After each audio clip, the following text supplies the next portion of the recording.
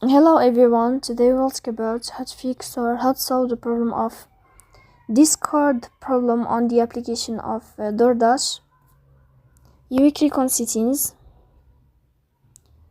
In this page you can click on apps, default apps, app settings.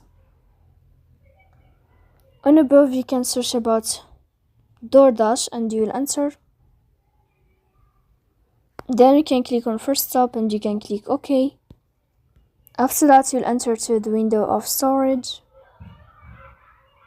Here you can click clear cache. Don't click clear data because that can delete your account.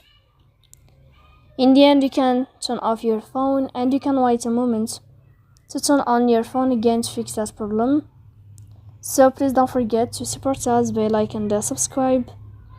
See you next time in another video, and thank you for your attention and your watching.